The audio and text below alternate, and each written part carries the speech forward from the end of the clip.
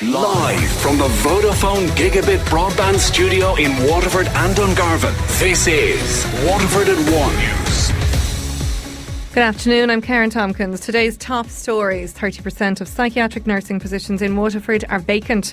A junior minister's comments on policing in the border region have been slammed as insulting. And the national broadband contract will not go before cabinet ministers tomorrow, despite reports. In sport, Ballygunner and Ballysaggart qualify for Munster Club hurling finals. The General Secretary of the PNA says around 30% of psychiatric nursing positions in Waterford are vacant. A protest was held at University Hospital Waterford on Friday after overcrowding led to patients sleeping on floors and chairs. That's close to 50 vacancies in the mental health services in Waterford at present. Peter Hughes says it's very difficult to recruit and to retain staff. There are almost 50 vacancies, nursing vacancies in this service, which equates to about 30% of the staffing.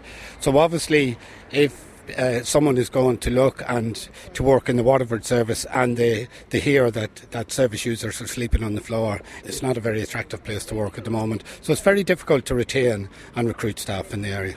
Yad Murphy is a nurse in the Waterford Mental Health Service. Waterford, I suppose I can only speak for the mental health services, doesn't have a great reputation at the minute. People do avoid coming to work here and leave in their droves as well. This is an issue that needs to be addressed at a much higher level than a local level. At the end of the day, we do not have enough acute mental health beds to provide an appropriate mental health service for a catchment area of 250,000 people. It's as simple as that. Just do the maths. There is no other way to look at it. Meanwhile, speaking on Data Today earlier, the South East Regional Manager for Mental Health Services, David Heffernan, says that accommodating patients is challenging when overcapacity occurs, such as over the bank holiday weekend in October. We don't ask anybody to sleep on the floor. I acknowledge the fact it's what we would call makeshift, but sometimes people will opt, after a couple of hours that they may be more comfortable, and we can't direct people either way. We are very different to acute general hospitals insofar as that our regulatory authority, which are the Mental Health Commission, are very clear in terms of the regulation and our compliance. We cannot put up an extra bed beyond the number of beds that we're licensed to provide, which is 44. So that leaves us in a position whereby you might like to make a makeshift bed, you can't. A junior minister's comments on policing in the border region have been slammed as insulting by rank and file Gardaí. Minister Michael Darcy has been criticised for saying Gardaí had let down the executives of Quinn Industrial Holdings. It comes after a sustained campaign of intimidation against the directors, culminating in the abduction and vicious assault of Kevin Lunny. President of the Garda Representative Association, Jim Mulligan, says the remarks of the minister were disheartening. Quite a number of members do see it as insulting because, as you rightly say, that they put themselves at risk on a daily basis, police in areas like the border. And to hear a Minister for State essentially shifting the blame from on high down to the man and woman on the ground, it's very disheartening to hear it, and it does have an effect on morale. The developer behind Waterford's North Quays project has raised concerns about housing supply in the southeast. Falcon Real Estate Development says Waterford Council's plans to grow the region are not ambitious enough. Emer McKeown has more. Falcon Real Estate says the application for planning permission for the €350 million North Quays project will be lodged with Waterford City and County Council by the end of this month. It's set to include a 13-storey hotel, 300 riverside apartments and retail and office space. However, in correspondence released to the Sunday Business Post under the Freedom of Information Act, the Saudi-connected firm fears there won't be enough homes in the region to support the jobs that the project will bring. Director of Falcon Real Estate, Rob Cass, asked the local authority for details on strategies in place to grow the city in the southeast, which would help them market the region. But when details were sent through, he said it was not a strategy. Mr Cass said current housing supply is 10 times less than what's needed. He also raised concerns about a lack of coordination between tourism groups marketing the region, but a spokesman for Waterford Council disputed that. In other correspondence, Rob Cass noted there is a lot of men around the table organising the project and asked Waterford to add more diverse and younger viewpoints to avoid everything being pale, male and stale. Falcon Real Estate also name-dropped talks with major clothing retailers such as H&M and Zara in discussions with Waterford. A Waterford City shop was closed for several days last month after rodent droppings were found. The HSE carried out an inspection of Euro Corner, 13 Broad Street, on the 7th of October. They found evidence of rodent activity on the first floor, in the storeroom and in the food preparation area. Bags of coffee beans and powdered spices had gnaw marks. The closure order was lifted on the 16th of October. The national broadband contract will not go before Cabinet Ministers tomorrow, despite reports. Communications Minister Richard Bruton says he hopes the contract to provide high-speed broadband across the country can be signed by the end of the year. The broadband plan faces potential state aid challenges from other broadband providers. Minister Richard Bruton says they're working to get the contract signed.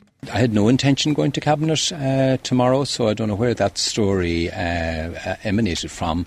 My officials are working with the European Commission to complete the state aid element. We're also completing the due diligence element with the contractor, and when that process is completed, I will go to government, but not before. The Transport Minister is fully confident that Gardaí will be able to enforce new laws aimed at better protecting cyclists on Irish roads. From midnight tonight, drivers will be fined and given 3 penalty points for dangerously overtaking a cyclist. The Department of Transport says it will particularly target those drivers who put cyclists at risk. Minister for Transport Shane Ross says Gardaí will be vigilant in their approach to the new laws. I mean, how's it going to be enforced? The guards will enforce it, and it's up to the guards to enforce it, as is every other offence, every other dangerous driving offence as well. And it'll be up to the guards. We have full confidence that they'll be able to enforce it. Well, dangerous driving at the moment is something which is up to them to enforce as well. And of course, dangerous driving will be decided in a court of law. Women suffering health complications from vaginal mesh implants are calling for an audit into the use of the devices. Mesh Survivors Ireland represents more than 500 women, and it's meeting with the Health Minister today. Simon Harris ordered the HSE to pause all mesh products last year, pending national guidelines, but Mesh Survivors Ireland want a retrospective audit to be carried out. Most had the mesh implanted to deal with complications of childbirth, such as pelvic prolapse and incontinence, but it's been linked to debilitating health issues. Speaking to Damien Tiernan on Data Today, Terry Martin from Waterford says she suffered extreme pain after her procedure but wasn't believed. I got poked and prodded, every test known to man. I was misdiagnosed, I was treated for different things. Medication was given to you. I'm constantly on antibiotics. That breaks down your immune system. The mesh is after being connected to autoimmune diseases. So there's people out there that was diagnosed with fibromyalgia, we say, for example, whereas it could be after stemming from the toxic plastic that's after fragmenting and breaking up in their body. Cutting through organs and things like that is a regular occurrence. And finally, the shortage of priests in the Catholic Church is likely to lead to laymen and women conducting weddings, funerals and baptisms in the future. That's the view of senior figures at Ireland's leading seminary. Permission would be needed from the Vatican, though, for such a change.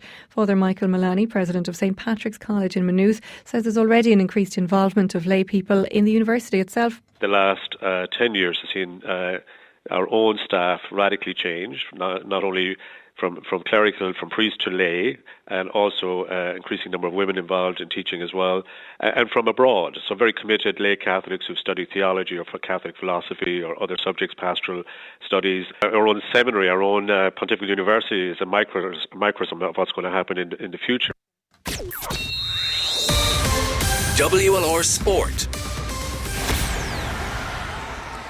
And a very good afternoon, I'm Gavin Whelan. Starting with Gaelic Games, Ballygunner and Ballysaggart will be preparing for Munster Club hurling finals over the coming weeks. Both sides advancing after winning their respective semi-finals yesterday. Ballygunner back in the senior final for the third straight season. The defending champions overcame Patrickswell by 17 points to 9 in Welsh Park to set up a showdown with Borrisalee on November 24th. For Michael Manny, points on the trot during the third quarter saw them pull clear of Kieran Carey's men. Desi Hutchinson and Porrick Mahoney fired 5 points each for the Gunners. Boss Darragh Sullivan says the players took control in the dressing room at half time as they led by just a point, 7-6 at the interval. Actually, listen, the players grab a hold of it mostly in the dressing room, you know what I mean? That's the type of guys they are, the type of characters they are, and when it comes from them it's more powerful, because if they're driving it, they're driving themselves, you know what I mean? That's what it is. It's as I said, going back, like, you know what I mean, it's a fabulous place to be in a Ballygunner dressing room when you hear these guys motivating each other, you know what I mean? But listen, it comes back to the bond they have, and you know what I mean, closeness they have, that they respect each other and they just drive each other on, you know. Ballysaggart are through to the Munster Club Intermediate Hurling Championship final after edging out Sean Tracy's of Tipperary 15 points to 111 in Fairfield yesterday. They'll face Father O'Neill's from Cork in the provincial decider on November 24th. Club chairman Seamus Carney says it's a massive achievement. A massive achievement for a small club, Gavin, and I suppose, look, the lads, they left it on the line again today, and to scrape by a point, a huge win, absolute huge win for us. Rat Gormack were just edged out by St Joseph's Milltown Malbay in the Munster Club Senior Football Championship, a quarter-final in West Clare yesterday afternoon. Ger Power's Chargers coming up just short in extra time as it ended Milltown 1-11, Rath Gormack 11 points. With a further reaction to all the weekend's bumper GA action on our On The Ball sports show this evening from 6:10. Liverpool's lead at the top of the Premier League is 8 points after 12 games. The Reds beat defending champions Manchester City 3-1 at Anfield yesterday. Fabinho, Mo Salah and Sadio Mane were on target as the Reds got the better of the defending champions. Liverpool haven't won the league since 1990, but their manager Jurgen Klopp is ignoring the title talk. We don't feel really pressure, to be 100% honest. Where's the pressure? Other people 100% said already from now on Liverpool can only lose it. Well, it's a very negative approach, but you can see it like this. We don't care. I promise you we don't care. Aaron Connolly could be a doubt for the Republic of Ireland's crucial Euro 2020 qualifier against Denmark next Monday. The Galway native picked up a groin injury in the 3-1 defeat to Manchester United in the Premier League. Mick McCarthy's squad will assemble in Dublin today ahead of Thursday's friendly against New Zealand. McCarthy has confirmed that Shamrock Rovers playmaker Jack Byrne and Celtic's and Waterford's Lee O'Connor will feature in that match. Wolves were victorious yesterday over Aston Villa 2-1 in the Premier League. And finally, today's race meeting at Fairyhouse has been cancelled due to waterlogging. There were 15 millimetres of rain at the Mead track overnight, and there will be another inspection tomorrow morning ahead of Tuesday's card. That's the latest on WLR. Our next bulletin is at